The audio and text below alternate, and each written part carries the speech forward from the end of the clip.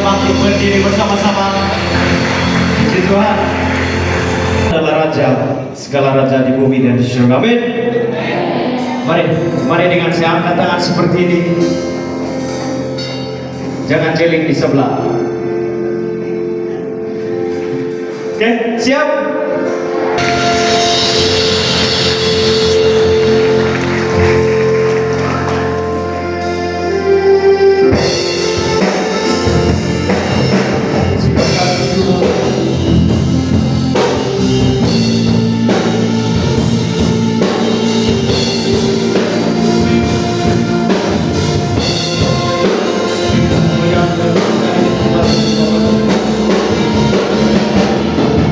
Kami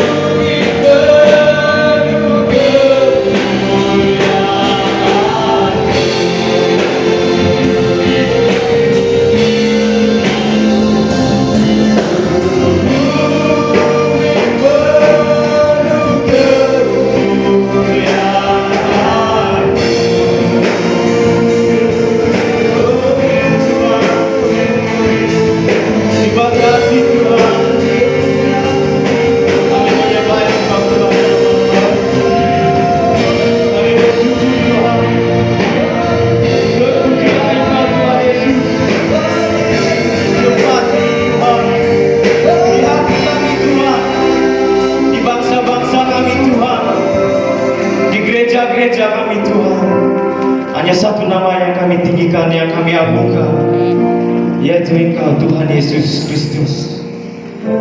Oh haleluya Tuhan, terima kasih Tuhan atas kebaikan kemurahan Engkau dalam kehidupan kami Tuhan. Semua yang percaya mari kita sama-sama katakan amin. Kemuliaan bagi Tuhan. Haleluya. Tuhan, kesempatan ini saya mengucapkan selamat hari Natal buat kita semua yang hadir pada malam hari ini. Dan lihat di kiri dan kanan, ucapkan salam selamat hari Natal. Haleluya. Mari kita berjoget untuk Tuhan.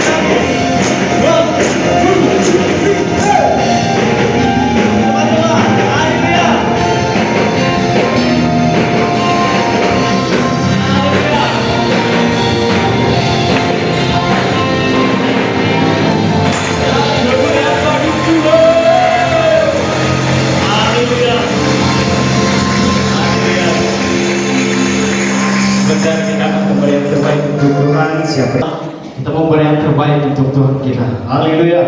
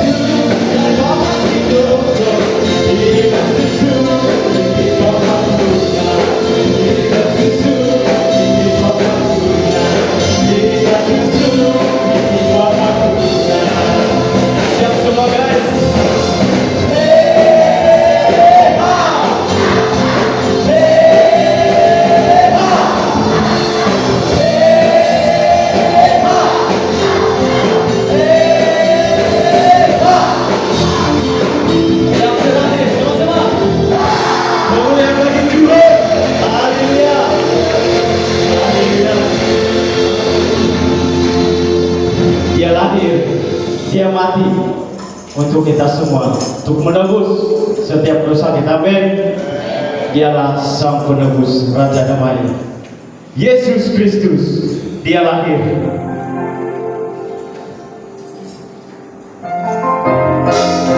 Haleluya. Sekali lagi, mari kita menari untuk Tuhan. Haleluya. Dia lahir. Dia lahir.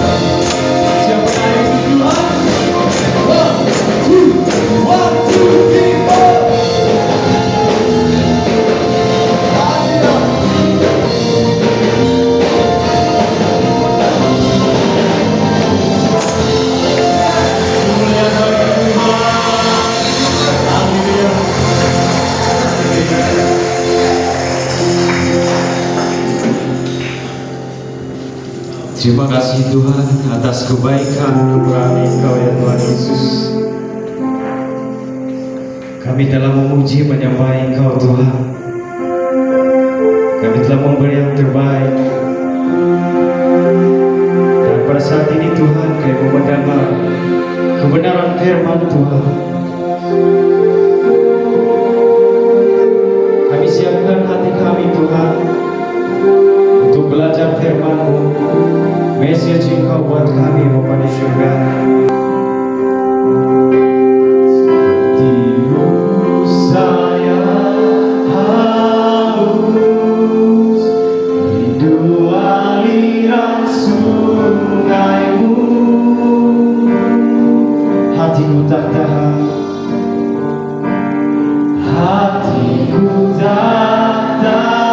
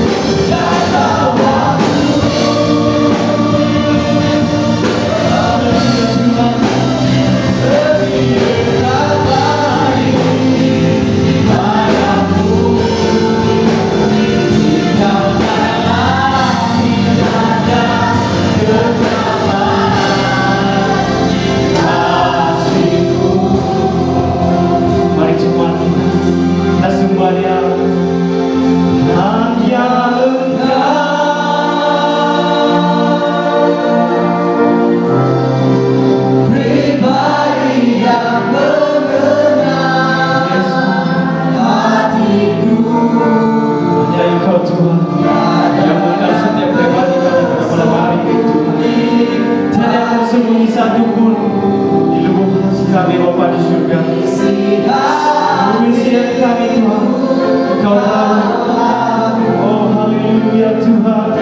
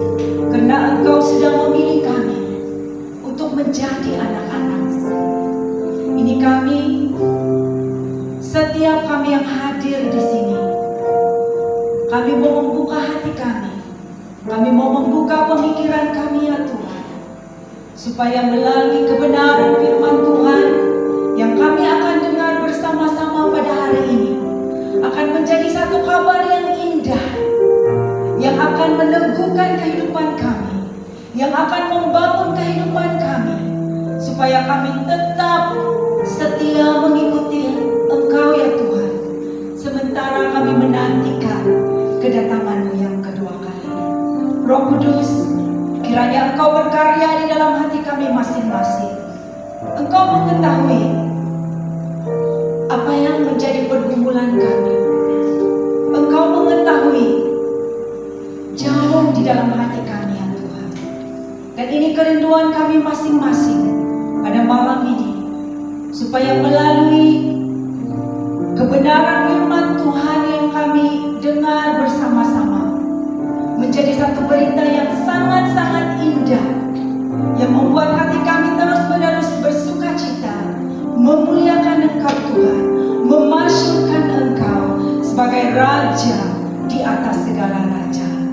Kami serahkan masa dan tempat ini hanya di dalam nama Yesus kami sudah berdoa. Amin. Jemaat dipersilakan duduk. Terima kasih tim pujian dan penyembahan. Dari awal kita mau mulakan. Ada ungkapan kata kabar baik. Oke, baik. Saya harap dia sampai. Dia sampai kah? Yang dia sampai? Tidak sampai. Oh tidak Pak, nanti saya kasih begini-begini ya. Oh bagus, terima kasih. Kalau kita memperhatikan pada minggu yang lalu, oke, ada satu kenyataan yang keluar di media sosial. Ini adalah berkaitan dengan isu lagu Oh Holy Night. Siapa ada baca itu apa nama? Tahu itu berita? Yang di sini? Tidak. Siapa yang mengikuti aplikasi populer TikTok? Mesti kamu tahu kan? Betul kan tidak?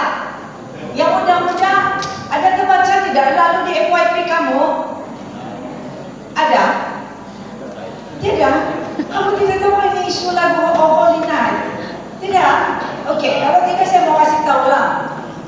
Oke, jadi TBS ataupun television Sarawak, mana yang tadi itu yang dia berbangsa Iban itu, mungkin dia tahu makanya itu. Sarawak kan, ada kan TBS Sarawak kan, saluran television Malaysia, tapi dahulunya dia ini dikenali sebagai TBS Sarawak.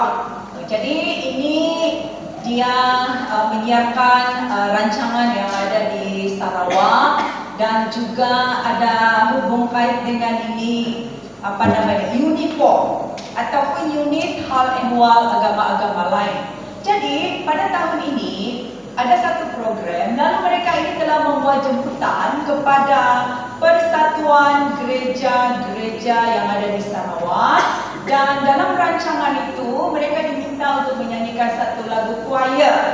Okey, sempena meraihkan nama program dia ini adalah A Christmas Carol.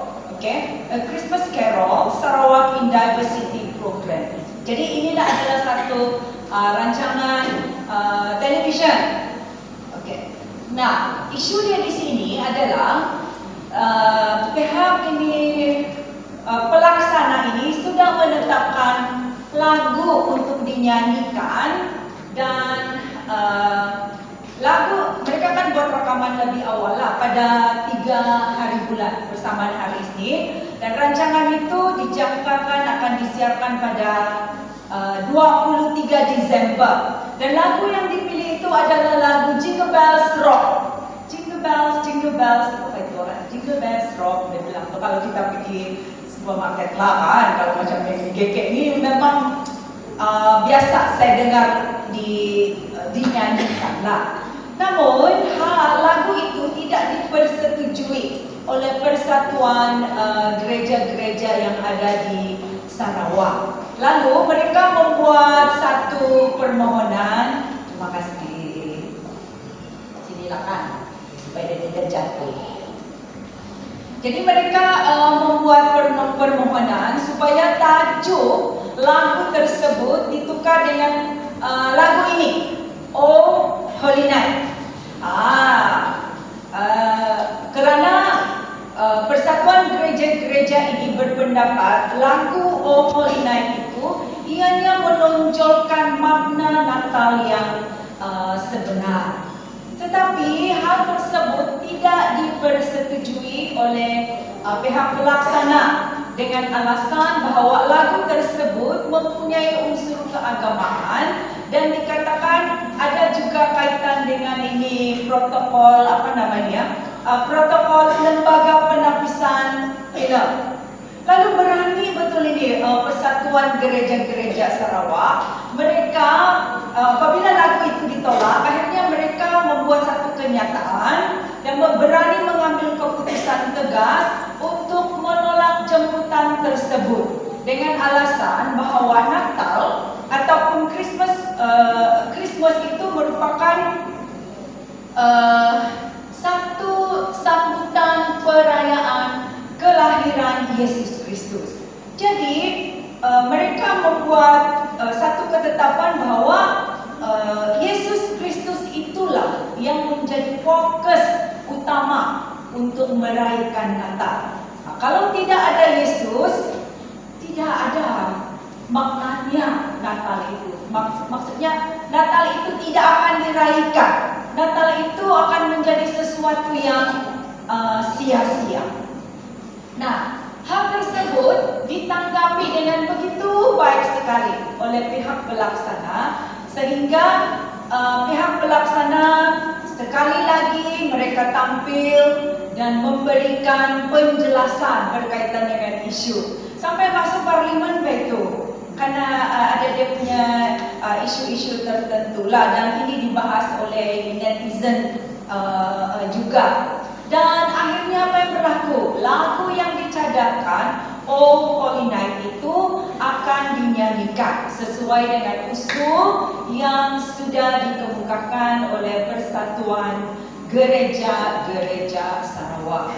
Nah, untuk saya secara pribadi, saya sangat bersetuju dengan tindakan tegas, tindakan berani yang telah diambil oleh Persatuan Gereja-Gereja di dalam mempertahankan makna Natal yang sebenar, supaya ini dapat dipahami dengan baik oleh masyarakat sekeliling.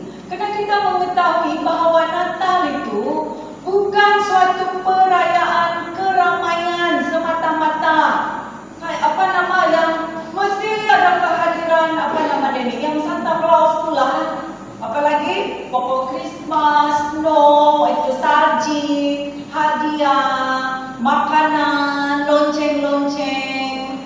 Tetapi Natal itu mengingatkan kita tentang kedatangan Yesus ke dunia yang telah membawa kabar baik kepada semua manusia yang ada di dunia. Oke, seterusnya, kedatangan Yesus ke dunia telah membawa kabar baik kepada kita semua. Suatu berita ini adalah satu berita yang telah memberi satu kesukaan yang sangat besar kepada setiap orang yang mendengar, kepada setiap orang yang percaya, apatah lagi akhirnya mengakui Yesus Kristus sebagai Tuhan penyelamat dunia. Dengan arti kata yang lain, kelahiran Yesus Kristus adalah berita baik yang terbaik yang pernah diterima oleh dunia. Amin. Betul kan? Itu adalah berita terbaik yang kita terima sebagai orang-orang percaya. Ini jelas kita dapat perhatikan melalui peristiwa perjumpaan gembala dengan Yesus pada masa kelahirannya di Bethlehem. Jadi mari kita lihat bersama-sama bahagian firman Tuhan yang ada di dalam Injil Lukas bab yang kedua, mulai ayat yang ke-8 hingga ayat yang ke-20. Kamu boleh memperhatikan di dalam Alkitab ataupun bahagian firman Tuhan yang sudah saya sediakan. Saya baca ya. Di daerah itu ada gembala-gembala yang tinggal di padang, menjaga kawanan ternak mereka pada waktu malam. Tiba-tiba berdirilah seorang malaikat Tuhan di dekat mereka, dan kemudian Tuhan bersinar meliputi mereka, dan mereka sangat ketakutan. Lalu kata malaikat itu kepada mereka, "Jangan takut, sebab..." Kenapa tiba? Mana sudah? Jangan takut, sebab sesungguhnya aku memberitakan kepadamu kesukaan besar untuk seluruh bangsa. Hari ini telah lahir bagimu juru selamat, yaitu Kristus Tuhan di kota Daud. Seterusnya, dan inilah tandanya bagimu. Kamu akan menjumpai seorang bayi dibungkus dengan lampin dan terbaring di dalam palungan. Dan tiba-tiba tampaklah bersama-sama dengan malaikat itu sejumlah besar bala tentera surga yang memuji Allah. Katanya, kemuliaan bagi Allah di tempat yang maha tinggi, dan damai sejahtera di bumi di antara manusia yang berkenan kepadanya. Setelah malaikat itu meninggalkan mereka dan kembali ke sorga, gembala-gembala itu berkata seorang kepada yang lain, "Marilah kita pergi ke Bethlehem untuk melihat apa yang terjadi di sana, seperti yang diberitahukan Tuhan kepada kita." Oke, seterusnya. Lalu mereka cepat-cepat berangkat dan menjumpai Maria dan Yusuf dan bayi itu yang sedang berbaring di dalam palungan. Dan ketika mereka melihatnya, mereka memberitahukan apa yang telah dikatakan kepada mereka tentang anak itu. Dan semua orang yang mendengarnya heran tentang apa yang dikatakan gembala-gembala itu kepada mereka. Tetapi Maria menyimpan segala perkara itu di dalam hatinya dan merenungkannya. Maka kembalilah gembala-gembala itu sambil memuji dan memuliakan Allah karena segala sesuatu yang mereka dengar dan mereka lihat semuanya sesuai dengan apa yang telah dikatakan kepada mereka. Demikianlah firman Tuhan. Teks ini menceritakan tentang kedatangan para gembala, di mana para gembala ini menemui bayi Yesus, Maria dan juga Yusuf yang dikatakan pada waktu itu berada di Bethlehem. Dan perkara itu berlaku setelah malaikat menyampaikan perkabaran tentang kelahiran Yesus kepada mereka. Lalu apa yang berlaku? Para gembala telah memberitahukan kepada Maria, kepada Yusuf, apa yang telah malaikat itu beritahu kepada mereka berkaitan dengan bayi Yesus. Nah, apabila mereka mendengar cerita para gembala tersebut, mereka rasa heran ya. Manakala Maria pada waktu itu dikatakan di dalam bahagian firman Tuhan, dia menyimpan itu di dalam hatinya dan merenungkan apa yang dikatakan oleh para gembala tersebut.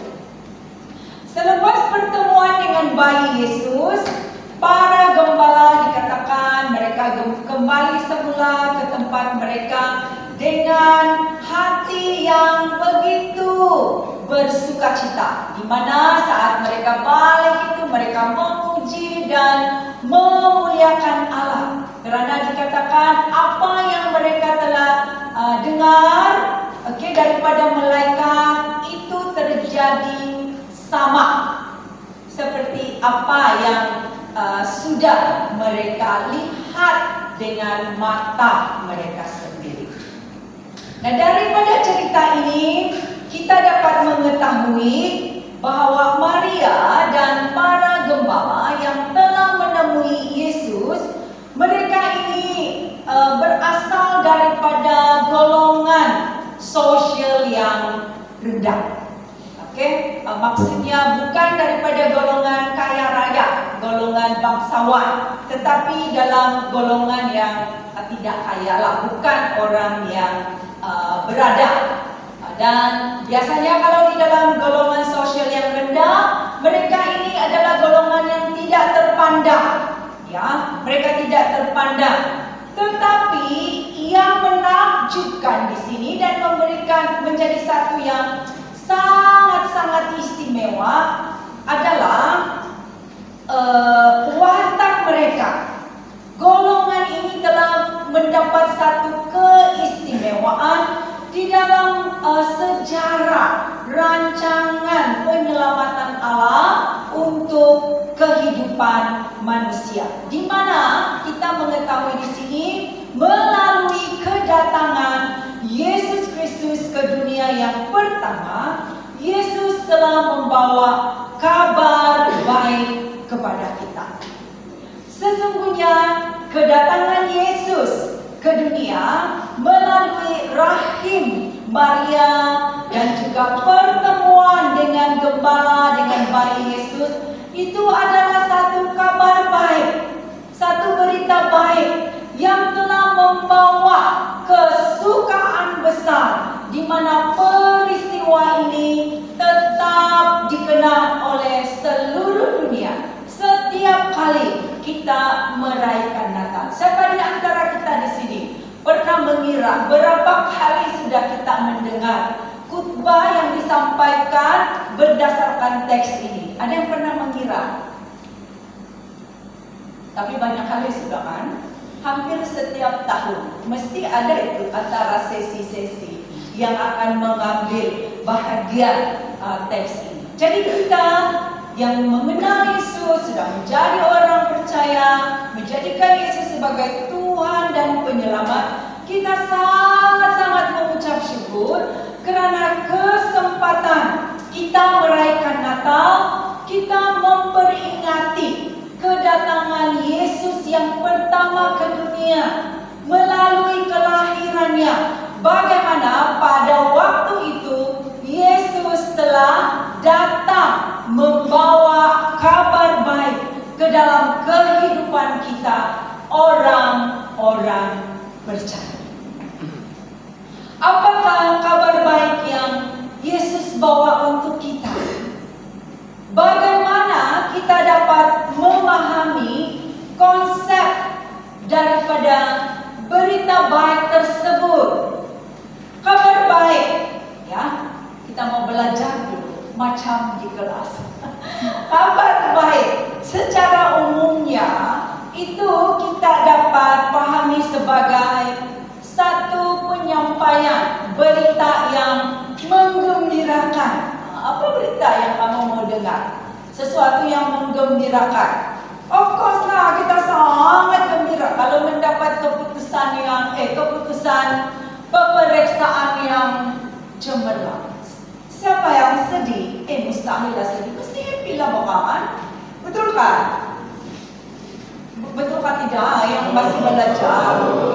Kalau saya dulu belajar kan, bukan saja masa sekolah menengah, masa saya sekolah teologi. Kalau saya punya pointer, kalau saya dapat 3.5 komplit, memang saya happy gila.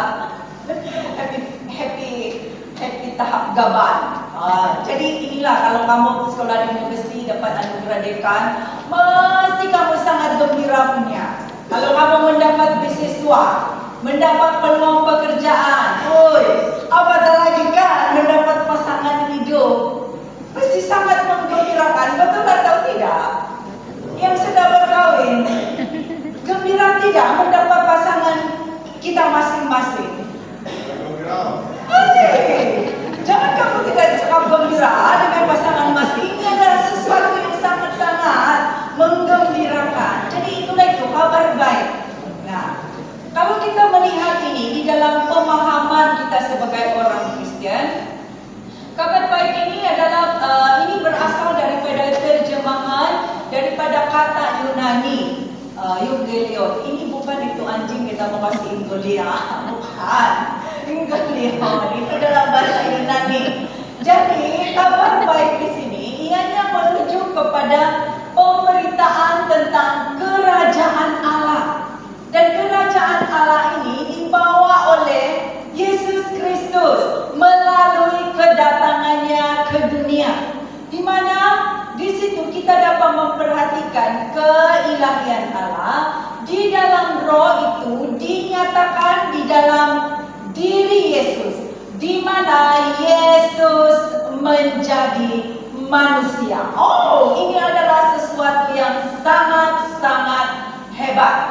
Kerana Allah di dalam roh datang ke dunia melalui Yesus Kristus dalam rupa manusia. Satu keajaiban, satu kabar yang sangat-sangat luar biasa untuk kita dapat mengenali Allah itu dengan lebih dekat lagi. Seterusnya, pernyataan kabar baik ini dapat kita perhatikan dengan jelas menerusi misi kerajaan Allah. Dan ini dapat kita perhatikan melalui peristiwa yang berlaku di dalam kehidupan Yesus. Ini termasuklah pengajaran Yesus melalui khutbah Yesus di bukit, pelayanan mukjizat Yesus, pengusiran, penyembuhan, apalagi penaklukan. Mungkin kita yang ada di sini pernah mengalami mukjizat kesembuhan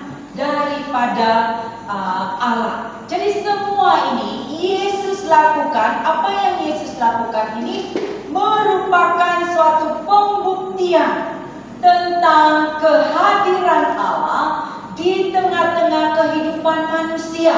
Untuk apa? Supaya dapat mengalami berkat kabar baik daripada pemberitaan kerajaan Allah itu secara pribadi. Jadi penting sekali untuk kita memahami, memahami kabar baik yang Yesus bawa ketika dia datang ke dunia. Yesus tidak membawa kabar baik itu sebagai satu satu peragaan untuk dikasih tayang-tayang ataupun dilihat semata-mata. Nah, kabar baik ini diberikan kepada semua manusia secara umum. Tiada yang grade A, grade B, tidak. Semua sama sahaja. Namun janji daripada kabar baik ini hanya dinikmati oleh orang yang benar-benar ataupun orang yang menerima dan percaya kepada Yesus sebagai Tuhan dan penyelamat secara pribadi. Jadi apakah intipati dari kabar baik yang Yesus bawa dan yang dia berikan kepada kita atau kepada semua manusia yang ada di muka bumi ini? Poin yang sangat penting, menerangi manusia yang hidup di dalam kegelapan. Kalau kita perhatikan di ayat 8 dan ayat yang ke-9 daripada bacaan teks, dikatakan di situ, di daerah itu ada gembala-gembala yang tinggal di padang menjaga kawanan ternak mereka pada waktu malam. Tiba-tiba berdirilah seorang malaikat Tuhan di dekat mereka, dan kemuliaan Tuhan bersinar meliputi mereka, dan mereka sangat ketakutan. Seterusnya, merujuk kepada ayat ini, kita dapat mengetahui bahwa Allah telah menyatakan kehadirannya, kelahiran Yesus Kristus kepada orang-orang yang biasa. Orang-orang inilah yang ditonjolkan terlebih dahulu, yang melihat Yesus sebagai seorang baik. Itu bukan orang yang orang yang sangat dari golongan bangsawan, tidak, tapi daripada orang yang tidak terpandang. Selepas berapa? Kalau kita lihat catatan di Matius, dia kata berapa? 2 tahun kah? Baru orang Majus, orang yang tidak mengenal Tuhan, orang cendekiawan itu baru datang pergi menyembah dan memberikan hadiah. Jadi satu jarak yang agak panjang pada masa itu. Nah, sebagai orang-orang biasa, gembala yang dikatakan oleh Lukas di dalam bahagian ini, mereka mempunyai kedudukan sosial yang sangat rendah, tidak terpandang, miskin di dalam daerah tersebut. Ini gembala, bukan macam kami pastor Minjol, bukan. Gembala ini kan, kamu tahu ini gembala yang macam penjaga itu kambing, banyak kerja sebagai penjaga kambing. Tak ada. Pernah ada pengalaman itu menjaga kambing? Ya, kira-kira begitulah dia punya pekerjaan itu. Nah, kalau mungkin di daerah kita, gembala di sini ianya sama tara, pekerjaan itu sama dengan sama seperti ini, pekerja upahan, kuli-kuli. Dia datang, bos, ada kerja di sini. Mau apa itu nama dia itu? Tumbak kelapa, dia bilang. Betul lah saya cakap apa? Tempat saya tidak ada itu kelapa sawit, itu menoreh getah saja. Itu berkutuga kuli-kuli. Rendah itu, kalau udah kerja ada, kalau tidak, aduh kasihan. kesaksian. Oke, jadi itulah. Nah, pada zaman Alkitab, kehidupan dan pekerjaan sebagai seorang gembala itu tidak mudah. Mereka perlu menjaga dengan baik kawanan ternak yang ada, supaya mereka perlu memastikan itu yang kawanan itu mereka jaga tidak kena curi, ya. Oke, tidak dibaham oleh binatang buas. Jika mereka lalai, mereka gagal untuk melindungi kawanan ternak. Aduh, kasihan, dia punya gaji itu pun kais pagi makan pagi, hanya cukup makan sahaja. Oke, mereka perlu membayar ganti rugi. Nah, bayangkanlah, Pak. Dan seterusnya boleh dikatakan upah sebagai gembala itu tidak mencukupi untuk membiayai kehidupan mereka.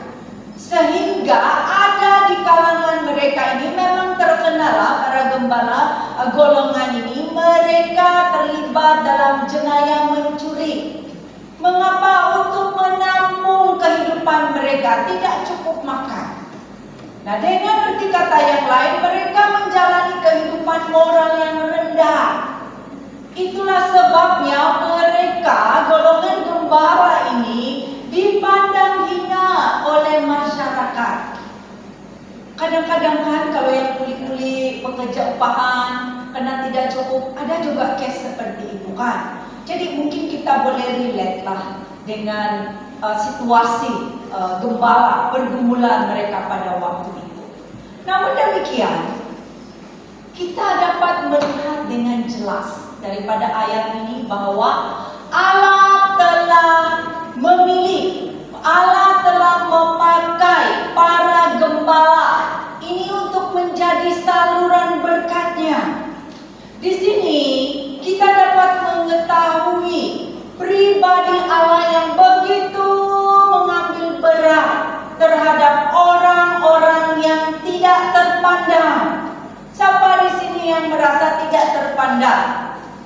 Kalau Tuhan melihat jauh di hati kita, Tuhan tahu betul hati kita sebenarnya rasa rendah diri, betul. Tapi keadaan-keadaan tertentu membuatkan kita bertahan. Tapi sebenarnya itulah perasaan kita. Adalah kita merasakan sedemikian. Nah, daripada kehidupan para gembala, kita dapat melihat betapa istimewanya gembala yang dianggap oleh masyarakat sekeliling sebagai orang yang rendah, sebagai orang yang miskin. Tetapi mereka telah dimartabatkan sehingga mereka ini orang yang sangat-sangat berharga di mata Tuhan. Bayangkan malaikat Allah menjumpai mereka, menyampaikan kabar yang sangat baik. Mereka lah orang pertama yang ditemui, dan mereka kejar pergi ke tempat itu dan melihat bayi itu. Bukankah mereka orang yang berharga? Ini yang perlu kita pikir-pikir dan renung-renungkan. Seterusnya dikatakan kemuliaan Tuhan yang bersinar meliputi para gembala itu menjelaskan kepada kita tentang kehadiran Allah di tengah-tengah mereka. Tempat mereka pada waktu itu sangat-sangat gelap. Tidak tahu lagi, sini pun gelap kan? Dia punya jalan. Saya pikir kalau di luar ini, kalau saya tidak pasang lampu kereta memandu, saya tidak berani. Sangat-sangat gelap. Jadi begitulah keadaan dia, sangat gelap. Tetapi keadaan malam yang gelap gulita itu, dikatakan gelap dan pekat, itu telah diterangi apabila Tuhan hadir di tengah-tengah mereka. Apakah maknanya bagi kita? Seterusnya, jemaah yang saya kasihi di dalam Tuhan, ini mengungkapkan rahasia daripada tema Natal kita, yaitu Yesus datang membawa kabar baik. Kasih tahu di sebelah kiri kanan, kasih kuis yang mana tahu dia mengantuk. Kasih tahu, Yesus datang membawa kabar baik untuk engkau, bilang. Begitu. Obrol sepeda. Nah, pertanyaannya di sini, apakah di dalam kehidupan kita masih ada bahagian yang perlu diterangi? Next. Kira-kira bagaimana kehadiran Allah ke dalam kehidupan seseorang itu akan menerangi setiap segi kehidupannya yang masih lagi di dalam kegelapan. Atau kita mau kasih biar di dalam sisi-sisi kehidupan kita itu biar ini itu adalah bilik kedap, bilik gelap. Yang lain biar terang. Hanya tempat itu. Mengapa? Belum bersedia aku Tuhan. Tunggu dulu ya. Sabar-sabar. Betulkah ada pemasih begitu? Mungkin. Nah, kita lihat bersama-sama. Para gembala dan suasana malam yang gelap yang kita dapat perhatikan di dalam bahagian teks ini menjadi gambaran kepada orang yang hidupnya masih lagi terbelenggu di dalam kegelapan. Baca mana kehidupan yang masih di dalam kegelapan? Contohnya, terikat dalam perbuatan-perbuatan yang jahat, dipenuhi dengan keinginan daging yang tidak bersesuaian dengan kehendak Tuhan. Mungkin itu ada kaitan dengan percabulan. Mungkin ada kaitan perkataan-perkataan kotor. Masih ada rasa benci di dalam hati dia. Kemarahan, iri hati, perselisihan, mementingkan diri sendiri. Mabuk sikit-sikit tidak apa, Bang. Untuk kesehatan juga itu kasih tenaga ada bilang, awas. Ada yang membenarkan diri. Dia guna lagi ada si Paulus kasih tahu sama si Timotius. Ada saya terbaca hari itu, awas salah konteks, jangan salah konteks di situ lain. Mesti mau teliti dulu betul-betul itu firman Tuhan. Tidak boleh main ambil saja nanti tersalah guna. Bahaya juga kalau yang begitu punya. Tiada yang begitu dengan firman Tuhan ya. Ataupun mungkin berbagai jenis ketagihan. Mana tahu ketagihan screen yang berlebihan di antara anak-anak muda dan bermacam-macam lagi lah. Saya pikir Roh Kudus memberitahu di dalam hati kita masing-masing. Itulah itu bilik gelap itu yang susah dikasih terang, susah dikasih lepas. Ada banyak, next. Ada banyak orang Kristen pada masa kini yang masih lagi terbelenggu dalam kehidupan kegelapan. Masih rasa siok betul berada di dalam kehidupan keduniawian. Dia tetap menipu atau tidak jujur walaupun Tuhan kata jangan berbohong. Ini samalah bahkan kalau mau mengisi borang, dia tidak tulis dia punya pekerjaan, pendapatan yang sebenar. Nanti kau tidak dapat beasiswa, dia bilang. Saya pernah menguruskan satu pembelian. Lalu saya tanya sama tuan kedai lah, saya bilang, boleh kasih saya harga kasih saya? Boleh, dia bilang. Oke, jadi bila sudah sampai pembayaran, terus dia bilang gitu. Nanti kau kasih saya resita, saya bilang. Terus dia tanya begini, dia bilang, kamu mau saya tulis yang harga sebenar ataupun yang harga yang sudah ada diskon, dia bilang. Nah, rupanya baru saya tahu ada pula begitu. Ramai itu kan di kalangan orang Kristen bakal sudah ada harga sebenar. Untuk kita punya tip-tip lah begitu. Nah, ketidakjujuran, kedapatan lah begitu kalau begitu. Nah, kalau kamu ada pilihan begitu, mana yang kamu mau pilih? Jangan kasih terus terang di sini dalam hati.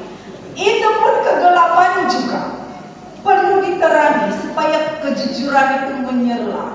Karena Roh Kudus memang suka kejujuran, membawa kepada kehidupan yang jujur, supaya kita mengalami hadirat Tuhan yang sesungguhnya berkat-berkat Tuhan, walaupun memanglah banyak caruba yang kita lalui, tapi yang luar biasanya damai surga itu, damai sejahtera Allah itu tetap menyertai kita. Ada lagi contoh dia, oke? Tetap jumpa orang pandai, ini dukung. Walaupun Tuhan kata jangan libatkan diri dengan kuasa-kuasa kegelapan, dia punya alasan paling wino. Ya Pak, sudah saya minta maaf Pastor Mijol, saya dengan nama kamu lah ya.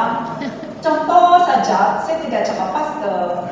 Begini, sudah sih, saya minta si Pastor Mijol kasih doa 3 juga saya sembuh ini, dia bilang. Penderita betul begini. Ada juga yang pastor sana saya minta sama saya pinjam nama dia, Pastor Insan atau pinjam itu Raymond, dia bilang. Enggak juga sembuh dia bilang. Ya Pak, nanti kalau saya sembuh baru saya mau bertobat. Ada orang seperti itu.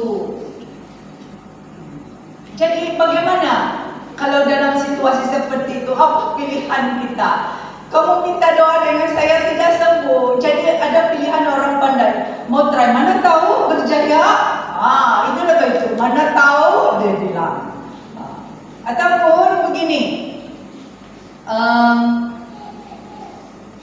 tetap berdendam, walaupun Tuhan kata perlu belajar untuk mengampuni. Ini yang saya rasa paling susah orang mau buat. Selalu kita dengar khotbah di dalam gereja, perlu mengampuni, mengasihi macam itu. Tetapi bila sampai kepada tindakan, berapa beratus masih menjadi perjuangan kita kan. Sampai saat ini, I cannot brand, kita bilang macam sesama move on Kalau yang begitu dia bilang sebab terpaling sudah dia tersakiti, tidak dia dapat move on macam itu. Kegelapan juga itu yang begitu masih lagi dan perlu diterangi.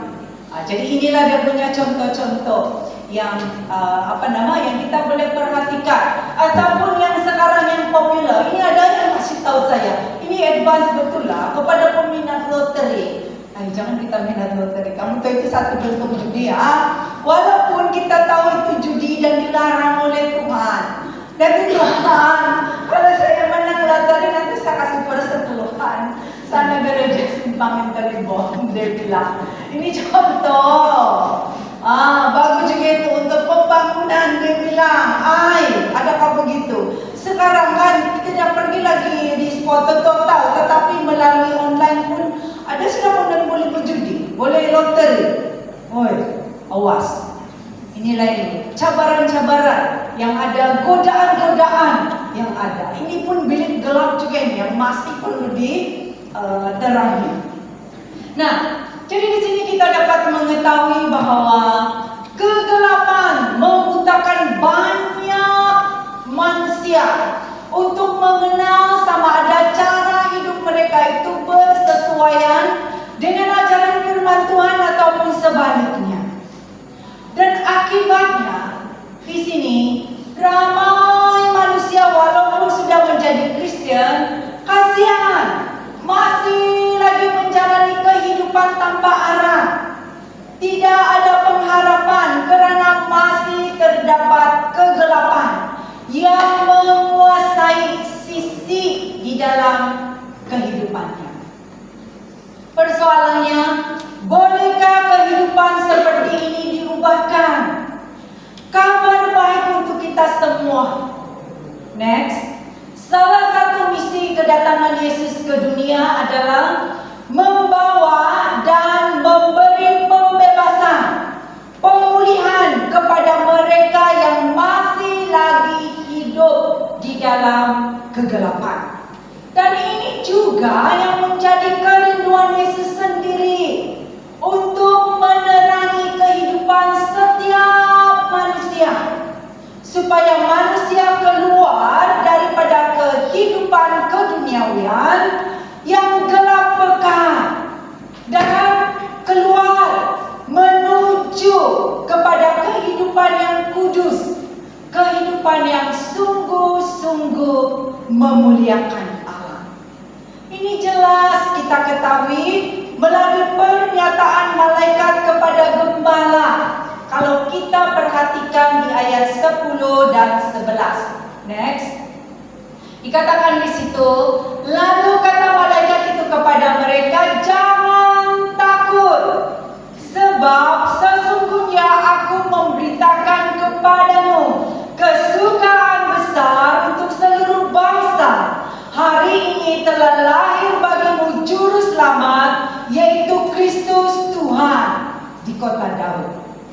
Seterusnya, di sini Yesus secara jelas diperkenalkan sebagai Tuhan dan penyelamat kepada para gembala dan juga kepada yang kita dapat perhatikan yang disampaikan oleh malaikat. Malah Yesus juga disebut sebagai penyelamat. Nah, sebutan penyelamat ini adalah satu janji penyelamatan yang Allah berikan kepada kita, di mana manusia akan mendapat pengampunan, kuasa pengampunan daripada Allah, supaya bebas daripada penghukuman dosa, dan ini dinyatakan melalui Yesus Kristus. Ini jelas diteguhkan di dalam Matius 1 ayat 21. Next, ia akan melahirkan anak laki-laki dan engkau akan menamakan dia Yesus, kerana dialah yang akan menyelamatkan umatnya dari dosa mereka. Demikian juga hal ini diteguhkan di dalam kitab Kisah Para Rasul, ya, di mana di dalam bahagian ini meneguhkan kuasa pengampunan yang ada di dalam Yesus Kristus. Kalau kita perhatikan di dalam Kisah Rasul 10 ayat 43 dikatakan tentang dialah semua nabi bersaksi bahwa barang siapa percaya kepadanya, ia akan mendapat pengampunan dosa oleh kerana namanya. Bukankah ini satu berita baik untuk kita sebagai orang percaya yang menjadikan Yesus sebagai Tuhan penyelamat di dalam kehidupan kita? Ini bermakna tidak kira apa juga keadaan yang kita hadapi, seteruk mana keadaan yang kita lalui, kita dapat berpegang kepada janji penyelamatan Allah ini untuk kita dapat mengalami kuasa pengampunan, pemulihan dan pembaharuan di dalam kehidupan kita. Saya mau katakan di sini ini bukan pasal cheap grace ataupun hyper grace yang ini anugerah murahan. Ya, sesuka hati saja mau buat dosa. Kau tidak dapat batu, Tuhan akan mengampuni dosa. Iya, tapi kau tidak mau dapat berbuah di dalam kehidupan. Sia-sia. Coba, siapa di sini ada tanda musangking? Ada. Mesti durian musangking. Itu maksud ada kan? Apa buah-buahan yang paling kamu suka? Bayangkan kamu sudah menanam, tidak juga berbuah-buah. Awas, adalah perkataan kita yang tidak bagus itu keluarkan. Itu yang kupendok itu anak yang menguat, nerugi kepehoy. Dia bilang, kita adalah ungkapan-ungkapan. Jadi begitulah gambaran kita ini. Karena ya Tuhan bilang ini lagi cheap grace, ini hyper grace. Susah mau bertumbuh. Sekejap bertobat, sekejap kembali lagi. Dengan sengaja, karena dia kata Tuhan penuh dengan kemurahan kasih. Kita kena mengerjakan penyelamatan itu. Kalau kita mau berbuah di dalam kehidupan kita. Nah, berbalik kepada kehidupan para gembala. Meskipun para gembala ini hidupnya diliputi ataupun dikuasai oleh kegelapan, tetapi Allah tidak membiarkan keadaan mereka terus-menerus di dalam kegelapan. Oke, next. Mereka sangat diperhatikan oleh Allah, di mana mereka mengalami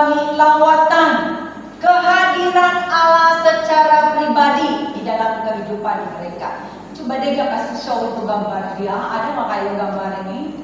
Yang pertama, dia tidak membiarkan itu malaikat datang. Nah, yang seterusnya, next, yang seterusnya, akhirnya kita dapat melihat di sini ada sinar kemuliaan Allah telah menerangi kehidupan mereka yang gelap. Nah, yang ketiga, next, Allah seterusnya membawa mereka keluar daripada kehidupan yang gelap menuju kepada terang, yaitu Yesus Kristus, penyelamat yang hidup. Ini adalah sesuatu kabar baik yang luar biasa, bukan saja untuk para gembala, tetapi untuk kita semua manusia yang ada di dunia. Nah, kalau kita memperhatikan di ayat 15 dan 16, di sini kita mengetahui bahwa setelah malaikat selesai memuji Allah dan kembali semula ke surga, maka para gembala itu mereka segera pergi ke Bethlehem dan mereka menemukan bayi Yesus, sama seperti yang dikatakan oleh malaikat tersebut. Jadi sama seperti gambaran kehidupan para gembala. Kita juga sebelumnya kita ini menjalani kehidupan di dalam kegelapan. Namun kedatangan Yesus Kristus membawa kita mengalami anugerah penyelamatan Allah, sehingga kita telah dimartabatkan menjadi anak-anak terang. Kita perhatikan next, Efesus 5:8 ayat ke-9 dikatakan di sini, kalian sendiri dulu berada di dalam kegelapan. Sekarang kalian sudah menjadi umat Tuhan. Jadi kalian berada di dalam terang. Karena itu kalian harus hidup di dalam terang. Sebab dari terang itulah terbit segala macam perbuatan yang baik, adil, dan tulus pada pandangan Allah. Inilah keadaan kehidupan kita yang sungguh-sungguh mengalami kuasa kehadiran Allah, di mana Allah telah menerangi kehidupan kita. Nah, bagi kita yang sudah mengalami kehidupan di dalam terang, dorongan untuk kita bersama-sama, jangan lagi pandang ke belakang. Jangan lagi kembali kepada kehidupan yang gelap. Next, kita fokus kepada kehidupan yang ada di hadapan kita untuk kita terus-menerus diubah dan di mana kita terus-menerus diubah seperti tema kita pada tahun ini, menjadi serupa dengan Yesus Kristus. Lalu apa yang akan terjadi? Akhirnya kita akan menjalani kehidupan yang sesungguhnya yang Allah sudah sediakan dan yang Dia rancangkan di dalam kehidupan kita. Jadi mari kita sama-sama menjalani kehidupan rohani kita di dalam terang kasih Allah, di mana kita berpegang teguh kepada janji firman Tuhan yang sudah kita terima daripada Yesus Kristus, supaya kita dapat memancarkan nilai-nilai yang baik yang akhirnya dapat menjadi berkat, dan yang terutama sekali nama Allah itu akan dimuliakan. Nah, jemaat yang saya kasih di dalam Tuhan, perayaan Natal yang kita sambut bersama pada malam hari ini. Oke, next. Memperingatkan kita tentang kedatangan Yesus ke dunia untuk yang pertama kali, di mana kedatangan Yesus itu telah membawa kabar baik yang sangat berharga untuk kita semua. Nah, kedatangan Yesus ke dunia ini membawa kabar baik, mendorong kita untuk kita bersama-sama merenungkan dua aspek yang dalam kehidupan kita. Next, yang pertama, Yesus datang membawa kabar baik dengan cara menerangi manusia yang hidup dalam pengaruh kegelapan, supaya mengalami dan menjalani kehidupan di dalam terang kebenaran firman Tuhan.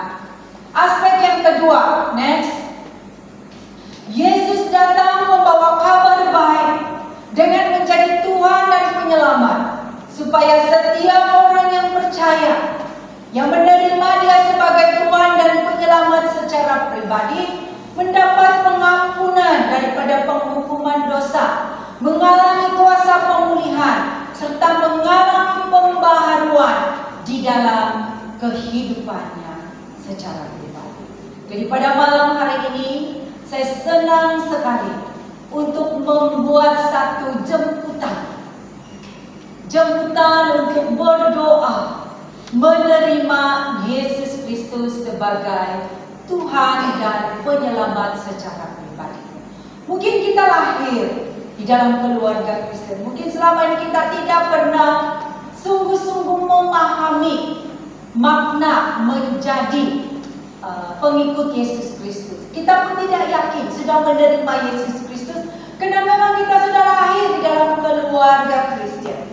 Tapi ketika kita mendengar kabar baik yang disampaikan pada malam hari ini tentang siapakah Yesus itu sesungguhnya, maksud kedatangannya ke dunia ini, kita memahami dan Roh Kudus itu berbicara di dalam hati kita secara pribadi. Ada satu gerakan di dalam hati kita untuk mau menerima Yesus Kristus sebagai Tuhan dan penyelamat. Karena menjadi Kristen itu bukan di dalam keluarga Kristen, itu menjadi awal, menjadi proses pembimbingan. Tetapi menerima Yesus Kristus itu adalah secara pribadi, pengakuan kita secara pribadi ketika kita memahami siapa Yesus itu sesungguhnya. Jadi saya membawa kita untuk berdoa menerima undang Yesus Kristus kepada kita yang pada malam hari ini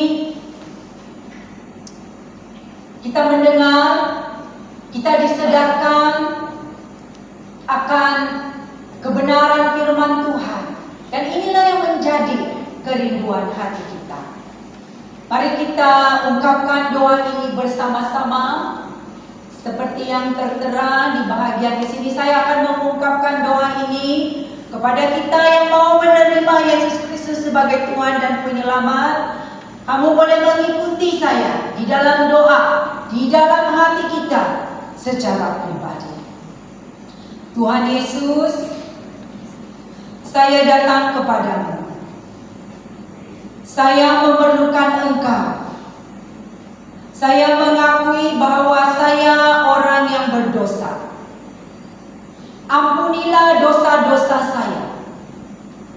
Saya mengaku dan percaya bahwa Engkau adalah Tuhan dan penyelamat yang mati di atas kayu salib untuk menyelamatkan orang yang berdosa.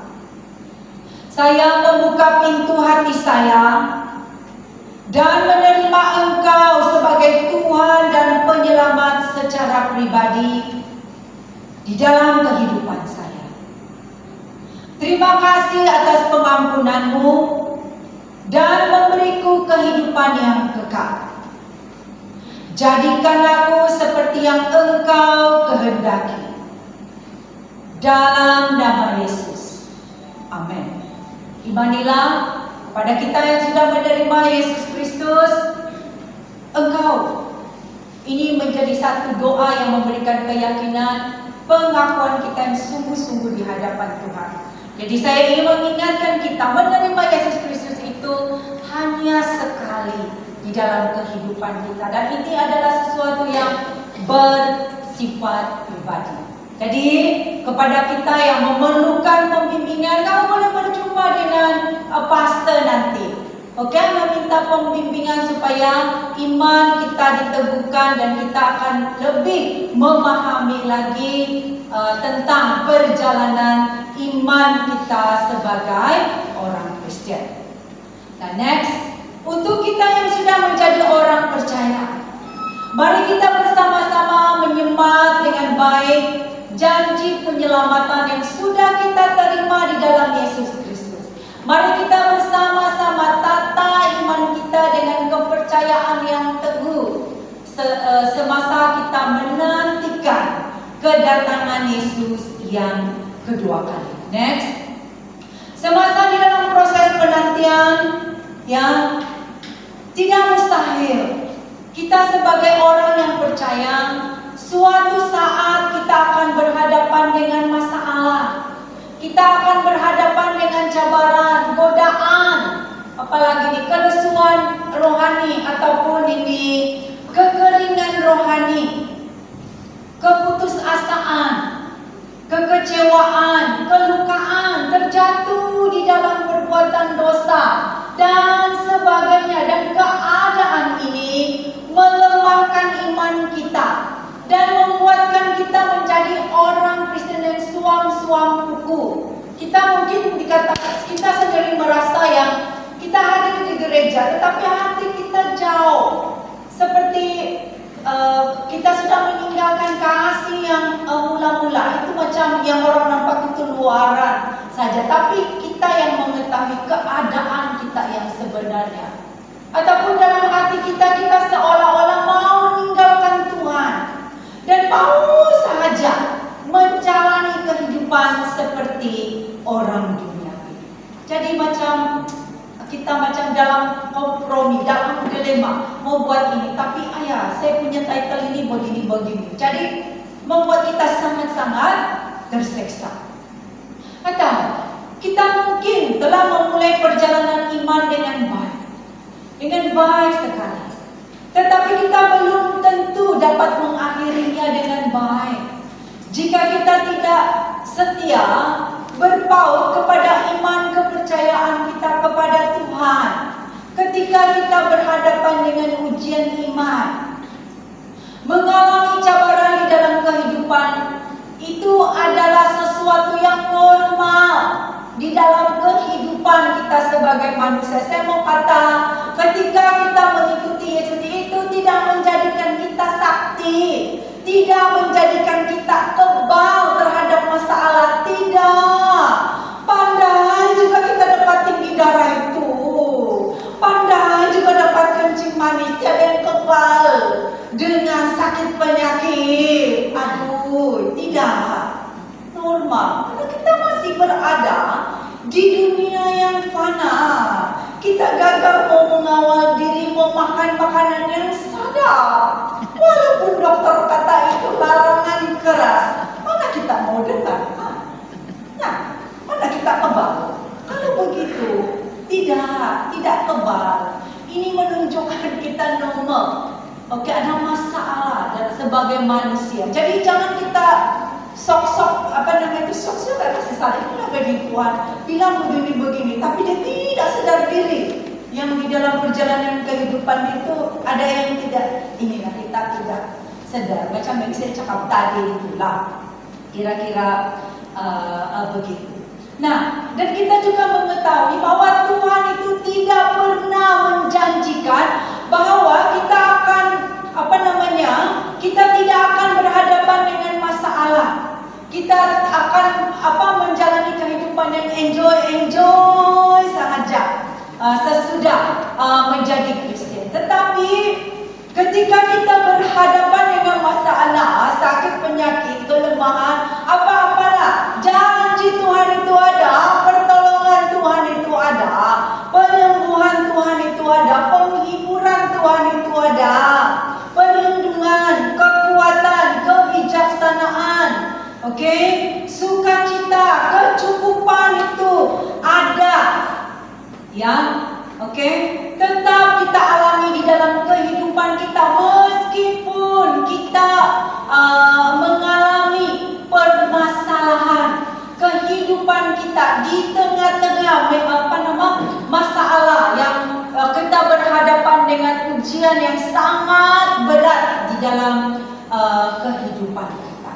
Kita sudah klaim itu di dalam kehidupan itu perlukanlah klaim. daripada Tuhan. Itulah kalau kita kehilangan akan seseorang yang kita kasihi. Contohnya macam saya kehilangan bapak saya, dia dipanggil Tuhan. Jadi sedihlah bahkan berpisah dengan orang yang kita kasihi. Tetapi damai sejahtera yang daripada Tuhan, kekuatan yang ada daripada Tuhan, itulah yang membuat kita kuat. Itulah yang Tuhan berikan kepada kita.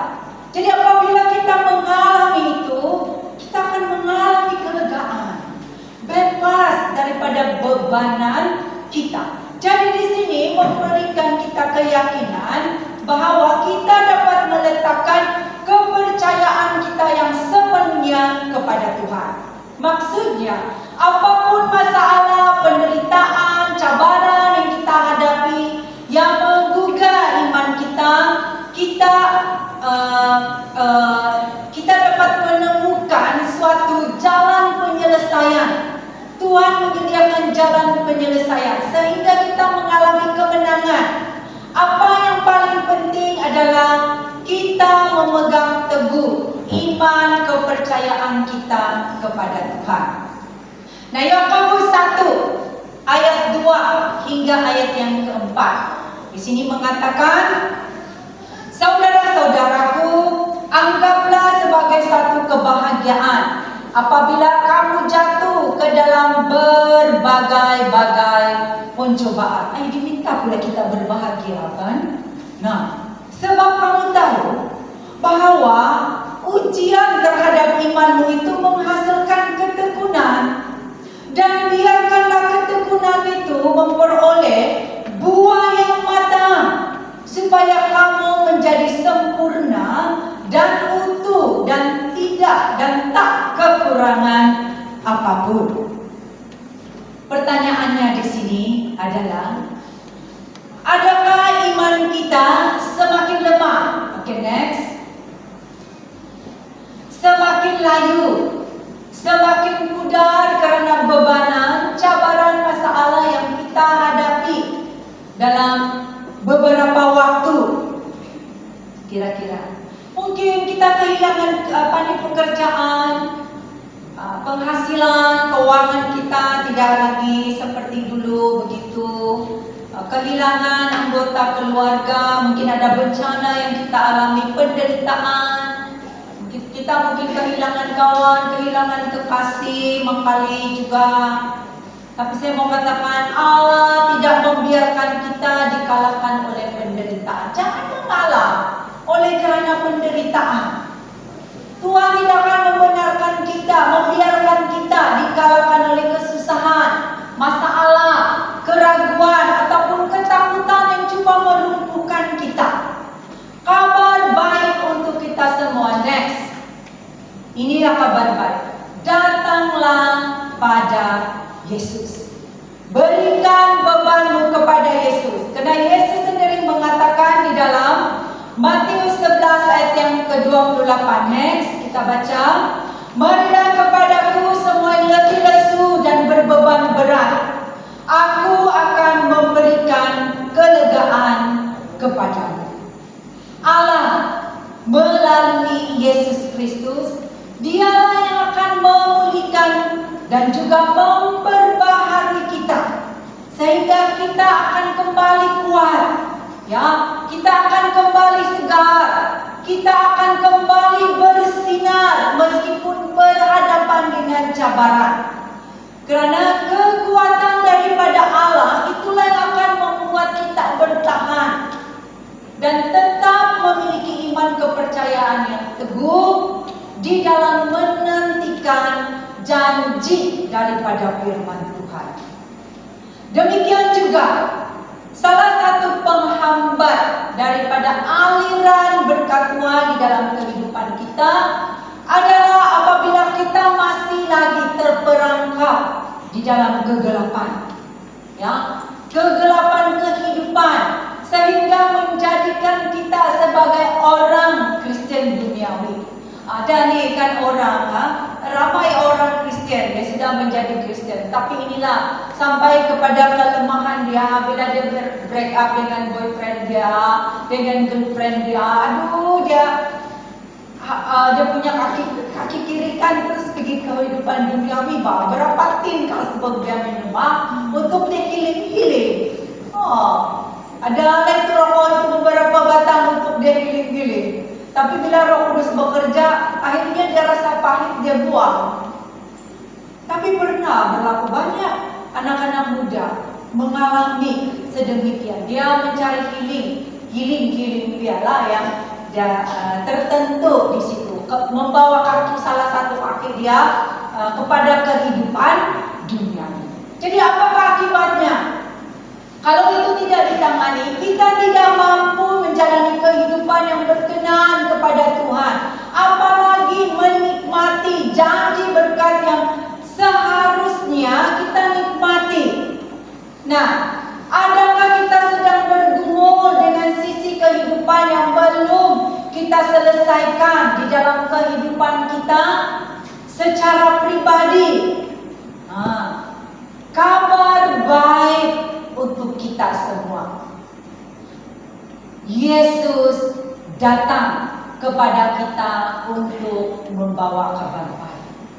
Next, jadi jawabannya untuk kita. Inilah ajakan Tuhan untuk kita. Next, datanglah kepada Yesus. Apa yang perlu kita buat?